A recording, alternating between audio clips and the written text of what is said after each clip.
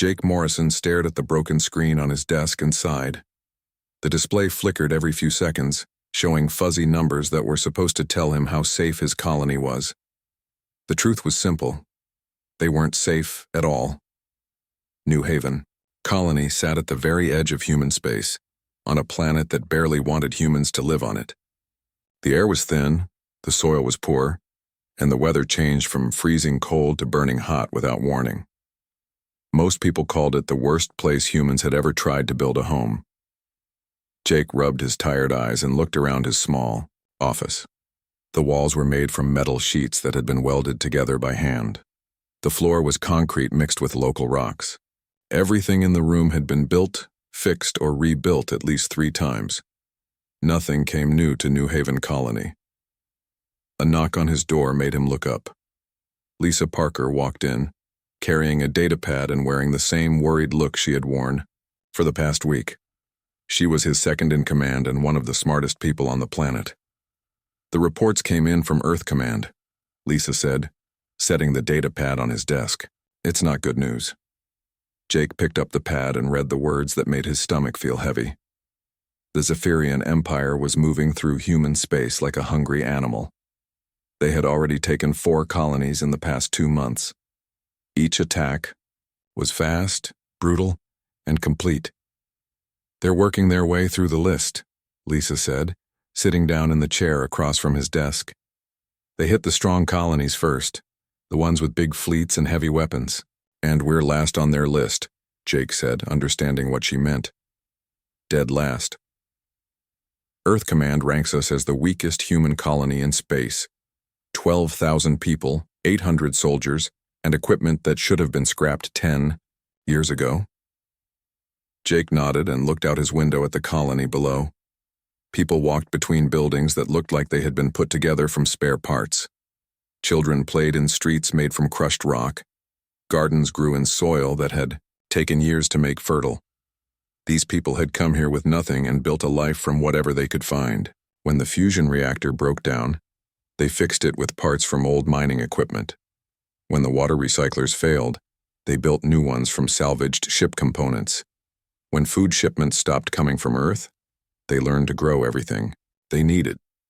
What does Earth Command say we should do? Jake asked. Evacuate. Pack up and run before the aliens get here. Jake stood up and walked to his window. Below him, Dr. Kevin Walsh was checking the plants in the main garden. The doctor had learned to grow food in soil that experts said would never work. His gardens now fed the entire colony. Across the street, Amy Rodriguez was welding something new onto the side of the power station. The chief engineer had rebuilt their fusion reactor 3 times, each time making it work better than before. She could fix anything with spare parts and determination. Have you seen Steve's morning drill? Jake asked. Lisa smiled for the first time that day. I saw it yesterday. He had the militia practicing with mining tools again. Captain Steve Johnson trained the colony's civilian fighters every morning in the main square. They used whatever weapons they could find. Hunting rifles, mining lasers, and tools turned into weapons. They looked nothing like real soldiers, but they moved like a team that trusted each other completely. These people won't leave, Jake said. This is their home. I know. But Jake, look at what we're up against. Lisa held up the datapad. The Zephyrians have ships that can destroy planets. We have 2 cargo haulers with guns welded to them. Jake laughed, but it wasn't a happy sound. Don't forget the patrol ship with the engine that catches fire every time we start it. The point is, we can't fight them with what we have. Maybe. We can't fight them the way other colonies do, Jake said. But we're not other colonies. He walked back to his desk and picked up a different report. This one wasn't from Earth Command. It was written by his own people, and it told a very different story about New Haven Colony. Did you know that our communication system works better during the electrical storms than it does on clear days? Jake asked. That's because Amy rebuilt it to use the storm energy instead of fighting against it, Lisa said. And did you know that our mining equipment can cut through alien ship armor? Because Kevin figured out how to focus the beams using crystals we mine here. Jake nodded. We've been living on a planet that tries to kill us every day for 5 years. We've learned to turn everything that should hurt us into something that helps us instead. Lisa looked at him with growing understanding. You think we can actually fight them? I think we're the only colony that's been preparing for this fight without knowing it. Every other human settlement gets supplies from Earth, follows standard procedures, uses regulation equipment. We've had to learn to survive on our own. A message alert beeped on Jake's broken screen. The words that appeared made both of them sit up straight. Long-range sensors detect incoming ships. Alien configuration. Estimated arrival, 6 hours. Jake stood up and grabbed his jacket. Get everyone to the meeting hall, it's time to make a choice. Lisa stood up too, her face now showing determination instead of worry. What are you going to tell them? The truth. We're about to be attacked by an enemy that thinks we're too weak to fight back. They're probably right about our equipment and our numbers. Jake walked toward the door, then stopped and looked back at her. But they don't know anything about our people.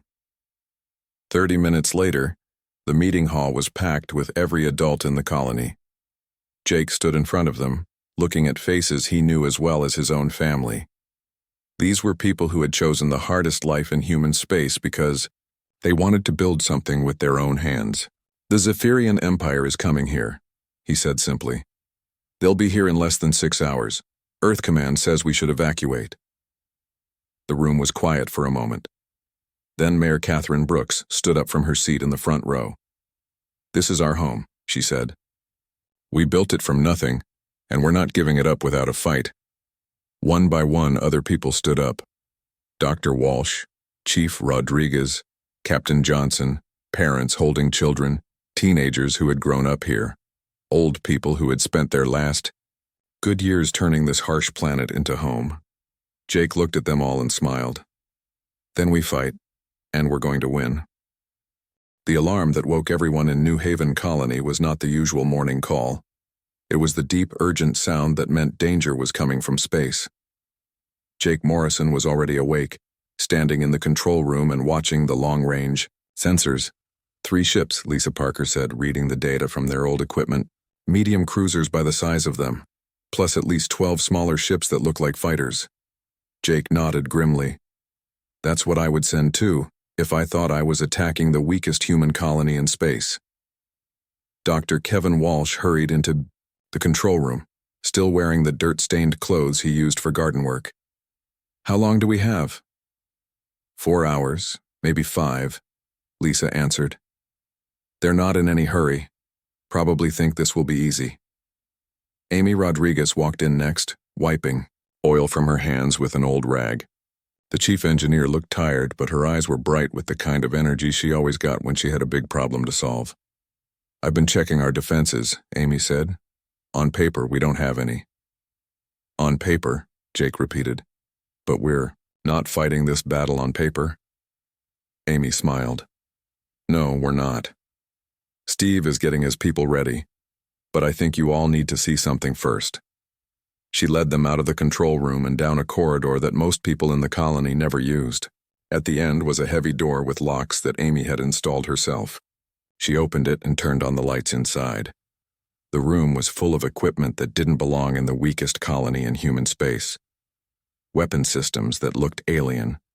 Computer screens showing energy readings that should have been impossible. Storage containers marked with symbols that Jake didn't recognize.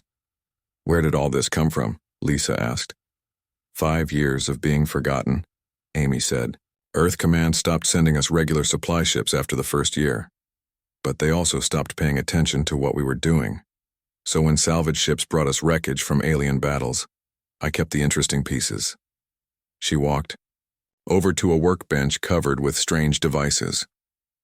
This is a Zephyrian targeting computer from a ship that got shot down near the Titan colony. This is a power coupling from a Valdorian cruiser.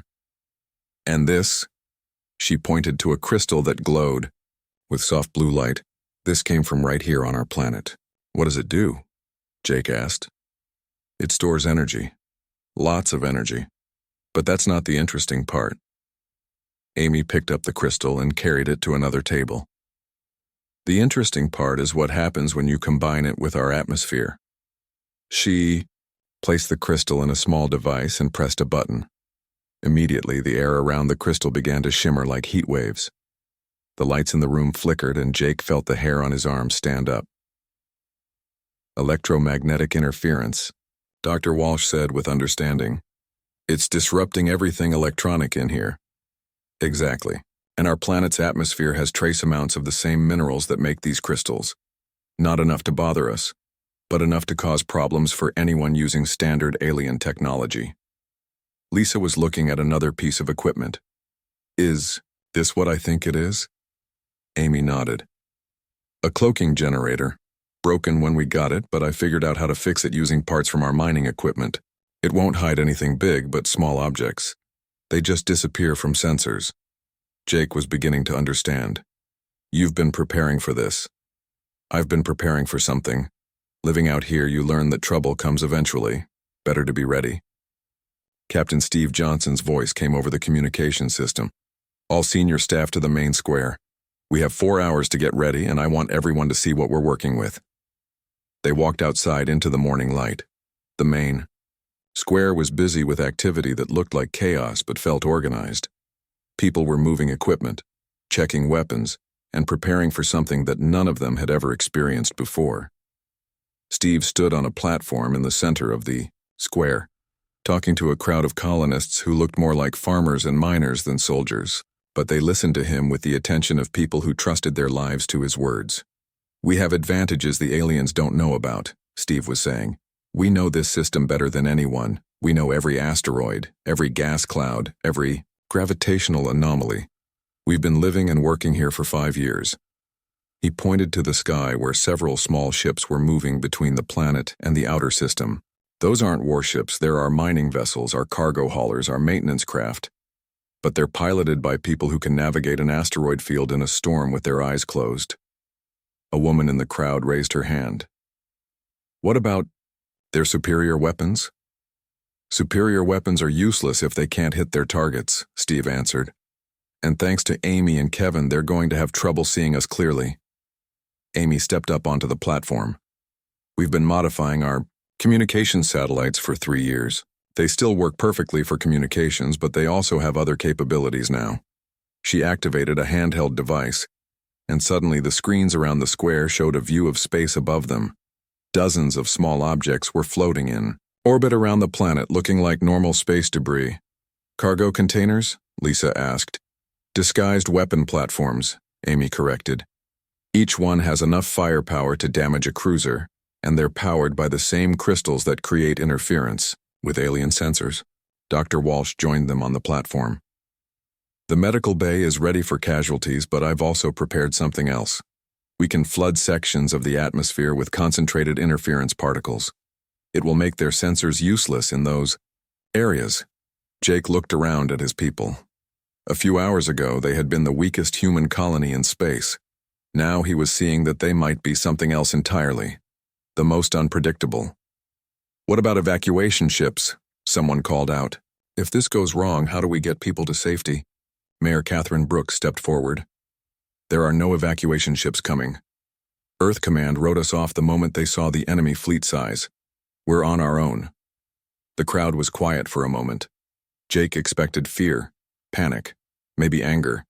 Instead, he saw determination. Good, said an old man near the back. We've been on our own since we got here.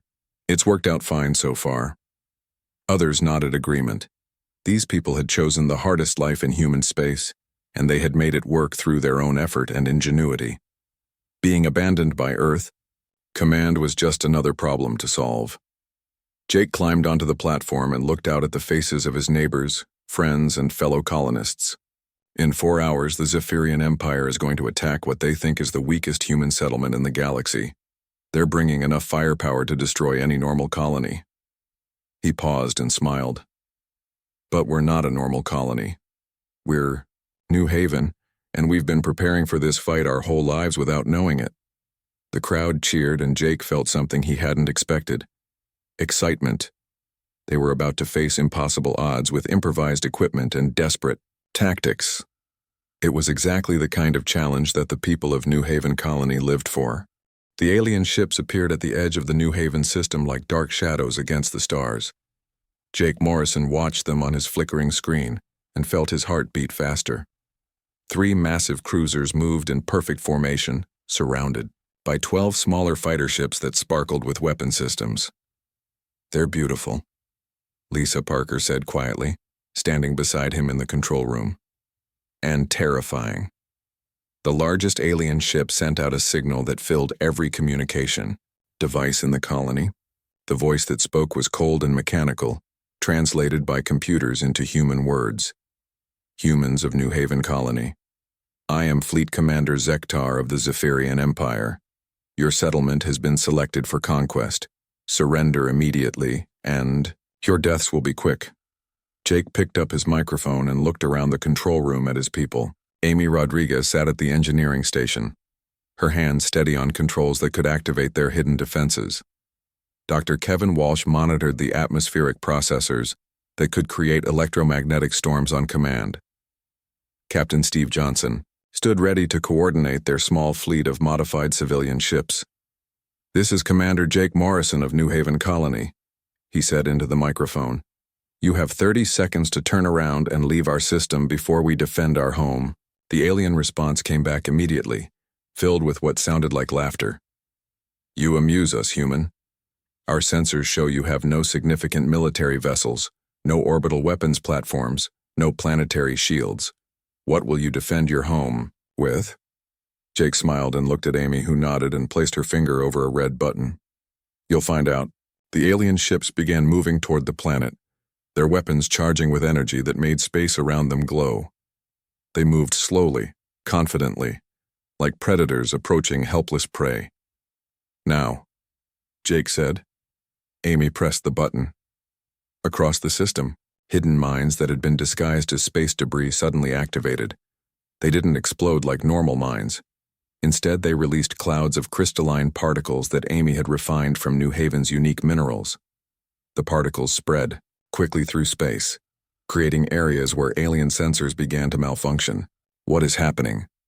Fleet Commander Zektar's voice came over the communication system, no longer sounding amused. "Our targeting computers are failing." "That's just the beginning," Jake said, and nodded to Steve. The captain activated his communication, linked to the colony's small fleet. "All ships, you are cleared to launch, remember? We know this system and they don't. Use that." From hidden launch bays around the planet, New Haven's defenders took to space. They flew ships that looked like they had no business in a battle. Old cargo haulers with mining equipment attached, maintenance vessels equipped with salvaged weapons, and civilian transports that had been modified with whatever armor Amy could find. The alien fighters moved to intercept them, confident that their superior technology would make quick work of such primitive opposition. But the moment they entered the particle clouds, their advanced targeting systems began to fail. Captain Ben Clark piloted one of the modified cargo haulers through an asteroid field that he had navigated hundreds of times while mining. The alien fighter pursuing him had better engines and stronger weapons, but Ben knew exactly where each floating rock was located. He led the alien ship into a narrow passage between 2 large asteroids, then suddenly stopped his engines and dropped down. The alien fighter, flying too fast and unable to see clearly through the interference, crashed into the asteroid wall, with a flash of light and debris. "One down," Ben reported over the communication system. Similar scenes played out across the system as New Haven's pilots used their intimate knowledge of local space to outmaneuver superior alien ships. They flew through gas clouds that disrupted alien sensors, used gravitational fields from large asteroids to slingshot around enemy vessels, and coordinated attacks using communication methods that worked perfectly in the electromagnetic interference. On the planet's surface, Dr. Walsh activated the atmospheric processors in reverse. Instead of cleaning the air, they began releasing concentrated particles into the upper atmosphere, creating electrical storms that made the entire planet look like it was surrounded by lightning.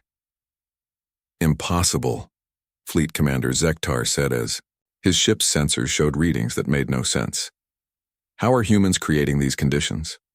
Amy Rodriguez was working at 3 different control stations at once, activating defenses that had been hidden for years. Around the planet's orbit, what had looked like abandoned cargo containers suddenly unfolded into weapon platforms, their guns powered by the same crystals that were disrupting alien technology. The hidden weapons opened fire on the alien cruisers, with beams of energy that cut through their shields like they weren't there. The aliens had designed their defenses to stop human weapons they understood, not modified mining lasers that used locally available crystals to focus their power. "All ships, concentrate fire on the lead cruiser," Jake ordered. But his people were already doing exactly that without being told. They moved like a team that had trained together for years, even though most of them had never been in a real battle before. They knew each other, trusted each other, and understood that they were fighting for their home. The alien fleet tried to regroup, but everywhere they turned, New Haven's defenders were waiting.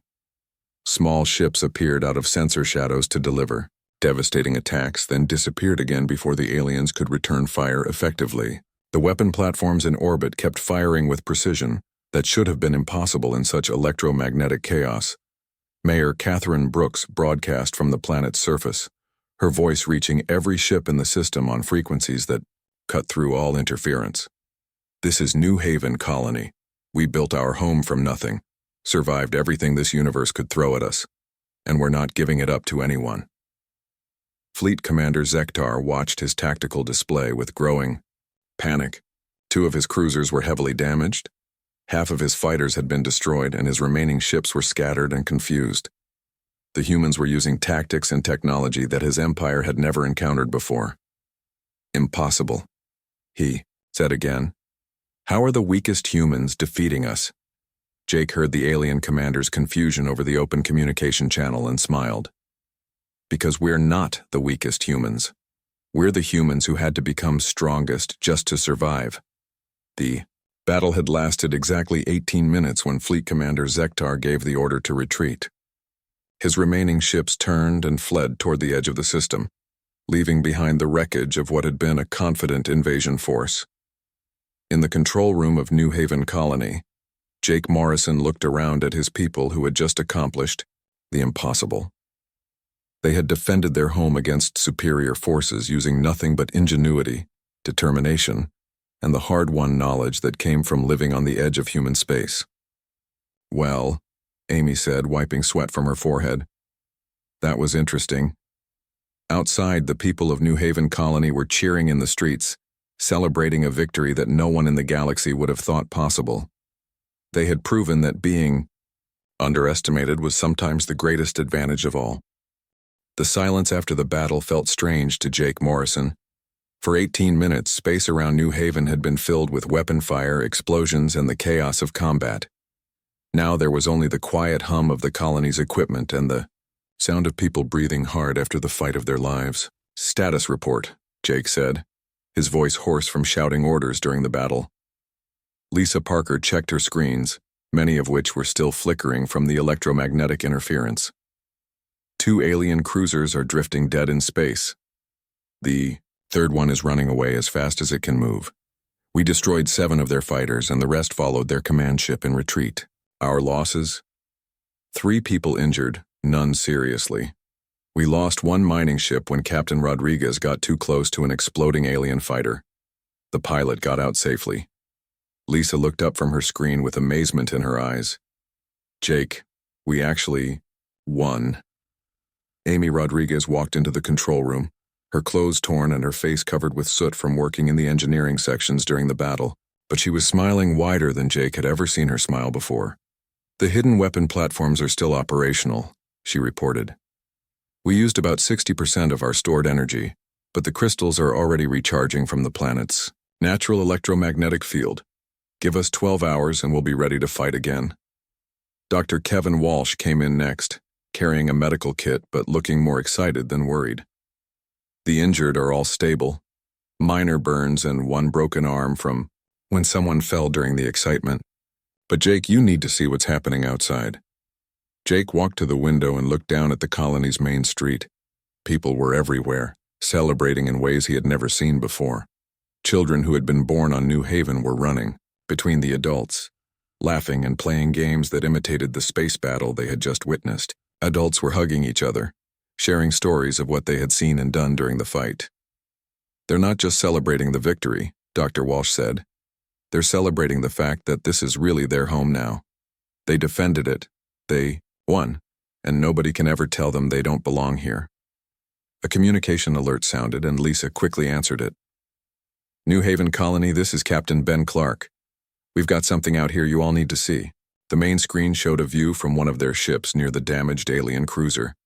The massive vessel was dark and drifting, its hull cracked open in several places. But it wasn't empty. There are survivors, Ben reported. About 30 aliens. In escape pods. They're not armed and they're broadcasting surrender signals. Jake felt the mood in the control room change. Winning the battle had been one thing, but now they had to decide what to do with defeated enemies. What do we do with them? Lisa asked. Before Jake could answer, Mayor Catherine Brooks walked into the control room. She had been coordinating civilian safety during the battle, but now she looked like she had been thinking about bigger questions. We treat them the way we would want to be treated, she said simply. We rescue them. We give them medical care if they need it, and we send them home when it's safe to do so. They came here to conquer us, Amy pointed out, to kill us and take our home. Yes, they did. But they failed, and now they're helpless. That's when you find out who you really are. Catherine looked around the room at all of them. We're not conquerors. We're people who built a home in a hard place and defended it when we had to. Let's not become something we're not. Jake nodded. Captain Clark, bring the survivors back to the colony. Dr. Walsh, prepare the medical bay for alien patients. Amy, can you rig up something to communicate with them? Already working on it, Amy said, pulling out a device that looked like it had been built from spare parts. I've been studying their communication systems from the wreckage we've collected over the years. Give me an hour and I'll have a basic translator working. Over the next few hours, New Haven Colony experienced something none of them had expected. The alien survivors were brought to the medical bay, where Dr. Walsh discovered that they were not so different from humans. They breathed similar air. They bled when injured, and they looked scared and confused when they found themselves prisoners of the people they had tried to conquer. When Amy's translator was ready, Jake went to speak with the highest-ranking alien, survivor. Fleet Commander Zektar was injured but alive, and his large eyes showed emotions that Jake could recognize even in an alien face: shame, confusion, and surprise. Why did you not kill us? Zektar asked through the translator, his voice sounding strange but understandable. Because we're not killers, Jake answered. We're defenders. There's a difference. Your colony was listed as the weakest human settlement. Our intelligence said you had no significant defenses, no advanced technology, no military training. How did you defeat us so easily? Jake thought about how to explain it. We're not strong the way other colonies are strong. We're strong the way people become strong when they have to build everything themselves, fix everything themselves, and depend on each other for survival. Zektar was quiet for a long moment. Our empire has conquered 47 worlds in the past 10 years. We have never been defeated by a force smaller than our own. Maybe you've never fought people who were really fighting for their homes, Jake suggested. Outside the medical bay, the celebration continued. But it was different now, quieter and more thoughtful. People were beginning to understand that their victory meant more than just survival. They had proven something to themselves and to the galaxy. Captain Steve Johnson found Jake in the corridor outside the medical bay. Communication from Earth Command just came in. They want a full report on what happened here. Jake almost laughed. Earth Command? The people who told us to evacuate because we couldn't possibly win? The same ones. Apparently, word about our victory is spreading fast. Other colonies are asking questions about how we did it. What did you tell them? I told them the truth. We won because we had to win, and we were willing to do whatever it took to protect our home. Jake looked through the window at Fleet Commander Zektar, who was still lying in the medical bed but now seemed to be thinking deeply about something. I wonder what he's going to tell his empire about us. Whatever he tells them, they'll know that New Haven Colony is not the weakest human settlement anymore, Steve said. No, Jake agreed. But maybe that was never really true anyway. Maybe we were always stronger than anyone realized, including ourselves. As the day ended, Jake stood in his office and looked out at his colony. The buildings still looked like they had been built from spare parts. The streets were still made of crushed rock, and the fusion reactor still made strange noises when the wind blew the wrong way. But everything felt different now. New Haven Colony had been tested in the hardest way possible, and they had not just survived, but won completely. They had discovered that being underestimated was sometimes the greatest strength of all. Tomorrow would bring new challenges, new questions, and new responsibilities. But tonight, they were simply the people who had defended their home and won. 2 weeks after the battle, Jake Morrison's communication system wouldn't stop ringing. Every day brought new messages from colonies, military commanders, news reporters, and government officials who all wanted to know the same thing. How did the weakest human colony in space defeat a superior alien fleet in 18 minutes? Jake sat in his office, which still had the same broken screen and welded metal walls, and tried to answer the latest call from Earth Command. Admiral Patricia Hayes was on the screen, her face showing the kind of confusion that came from having all your assumptions proven wrong. Commander Morrison, I've read your battle report 3 times and I still don't understand how this was possible, the Admiral said. Our intelligence clearly showed that New Haven Colony had minimal defenses and outdated equipment. That's correct, Admiral, Jake replied. We do have minimal defenses and outdated equipment. We just learned to use them in ways that nobody expected. I'm sending a team of specialists to study your defensive systems. We need to understand how to replicate your success at other colonies.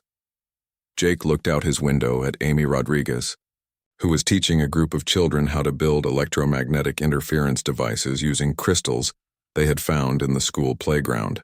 With respect, Admiral, I don't think you can replicate what we did here. Why not? Because what we did here took 5 years of living on the edge of survival. You can't create that in a training program. The Admiral ended the call looking frustrated, but Jake knew she would keep trying to understand. Earth Command always wanted to turn success into procedures that could be taught and repeated. They didn't understand that some kinds of strength could only be earned through experience. Dr. Kevin Walsh knocked on Jake's door and came in carrying a data pad and wearing the excited expression he got when he discovered something interesting in his research. Jake, you need to see this, Kevin said, setting the data pad on the desk. I've been talking to the alien prisoners about their technology, and I think I understand why our interference worked so well against them. Jake picked up the data pad and read Kevin's notes. The doctor had been studying Zephyrian technology, with the help of Fleet Commander Zektar, who had become surprisingly cooperative during his recovery. Their whole empire is built on standardization, Kevin explained. Every ship uses the same targeting computers, the same communication systems, the same sensor arrays. It makes them very efficient when everything works normally. But when something disrupts their standard systems, they can't adapt, Jake said, understanding where this was leading. Exactly. They've never encountered an enemy that used environmental interference as a weapon, because most civilizations fight battles in empty space where environmental factors don't matter, Jake nodded. But we don't fight in empty space, we fight in our home system where we know every rock and gas cloud. Lisa Parker walked into the office carrying a stack of message tablets. Jake, we have 17 colonies requesting immediate consultation on defensive planning. The Mars Defense Council wants to hire Amy as a chief engineer. Captain Johnson has been offered a position training militia forces for the entire outer rim. What did they say? They all said no. Amy told the Mars people that she already has a job fixing things that nobody else can fix. Steve said he's not interested in teaching people how to fight unless they're fighting for their own homes. Jake smiled. His people understood something that the rest of human space was still learning. What had made them strong wasn't their techniques or their equipment. It was the fact that they were fighting for something that belonged to them completely. Mayor Catherine Brooks came in next, looking tired but satisfied. She had been coordinating with refugee ships that were arriving every EU day. Word of New Haven's victory had spread beyond human space, and colonies that had been attacked by the Zephyrian Empire were sending their survivors to the one place that had proven it could protect them. We have 43 new families that want to settle here permanently, Catherine reported. They're all people who lost their homes to alien attacks and want to live somewhere they know they'll be safe. Can we support that many new people? Jake asked. Amy says she can expand the power grid using salvaged alien technology. Kevin thinks he can increase food production by 30% using techniques he learned from studying Zephyrian agricultural data. Steve is already training the new arrivals in defensive tactics. Jake looked around his office at the three people who had helped him lead the colony through its greatest crisis. They were the same people who had been here before the battle, but something fundamental had changed. They carried themselves differently now, with the confidence that came from knowing they could handle whatever the universe threw at them. "What about Fleet Commander Zektar?" Jake asked. "Is he ready to go home?" "He says he doesn't want to leave," Catherine said with surprise. "He's requesting permission to stay as a permanent resident. Apparently he's been talking to our engineers and doctors about how different our approach is from anything his empire uses. He wants to defect. He wants to learn. He says his empire conquers worlds by destroying the people who live on them and replacing them with Zephyrian settlers. He's never seen people fight to protect their home and then treat their defeated enemies with kindness." Jake walked to his window and looked out at the colony that had changed everything. The buildings still looked like they were built from spare parts, but now they were surrounded by new construction, as refugee families began building homes of their own. The streets were busier, filled with people from a dozen different worlds who had come here because it was the safest place they knew. In the main square, children from 6 different species were playing together, using games that combined human, alien, and completely new rules they had invented themselves. Amy was teaching a mixed group of adults how to build defensive systems using locally available materials. Steve was running combat drills that looked more like community building exercises than military training. "Admiral Hayes was wrong about one thing," Jake said to his friends. "We can replicate what we did here, not the specific techniques or the equipment, but the important part." "Which is what?" Lisa asked. "Teaching people that their home is worth fighting for, and that they have the power to defend it if they're willing to work together and use everything they have." Dr. Walsh nodded. "The refugees who are coming here, they're not just looking for safety. They're looking for a place where they can build something that belongs to them." Mayor Brooks smiled. "And that's exactly what New Haven has always been. A place where people come when they want to build something from nothing." 3 months later, Jake stood in the same office looking out at a colony that had doubled in size but kept the same spirit. New Haven was no longer the weakest human settlement in space. It had become something else entirely, the place where people learned that being underestimated was sometimes the greatest advantage of all. The communication system beeped with another call from someone who wanted to know how they had won their impossible victory. Jake looked at the flashing light and smiled. "Lisa, you take this one," he said. "Tell them the same thing we tell everyone else." "Which is? We won because this is our home, and there's no force in the galaxy more dangerous than people defending their home." Outside his window, the people of New Haven Colony continued their daily work of turning the impossible into the ordinary, one small victory at a time.